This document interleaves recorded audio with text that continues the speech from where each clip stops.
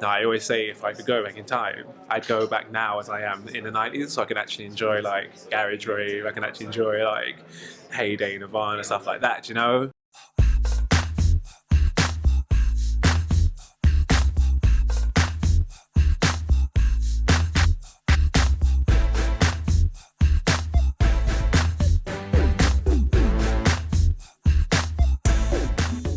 I think that's really difficult to try to make everything new. To create that, we sort of need to dig out ourselves a shape that you can recognize as you find that it's 90s. And some people might find that the puffer jacket is some other period of time, or they brings their memories of this kind of sport, or when they are in school, the uniform.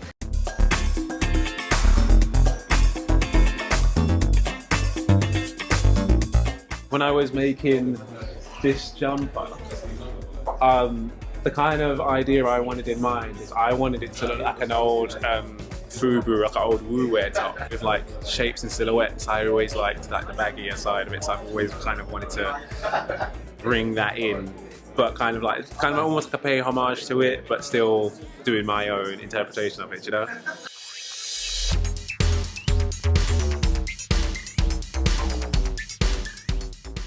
I think the 90s are popular again because they offer this type of comforting zone. Trends tend to be cyclical because it taps into this common myth, this common subconscious or conscious storytelling, and people just always need to tell the story. It taps into the drama of fashion.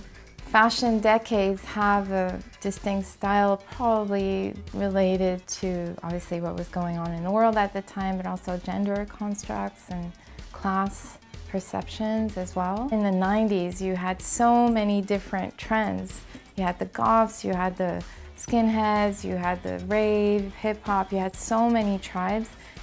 Nowadays, everything is, you're taking a bit of goth and wearing it with a bit of rave and a bit of this and a bit of that, and it's the Instagram culture of just reusing images, not always knowing where they're from either. I wonder sometimes, what is the distinct style of the 2010s, you know, that our decade? To me, it's just having these looks that look hacked, that looked haphazardly put together.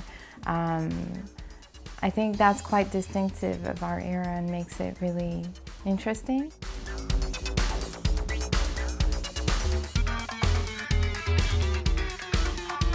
I do think it's a really interesting dichotomy in terms of the younger generation and their talent for cultural aggregation and the way they've harnessed the power of the internet and globalization to just pull from all sorts of different styles and create their own look. It used to be that there were a lot more rules about the lengths and the different things you might pair together, and now it's just really all about mixing it up and being really free. It's all about self-expression.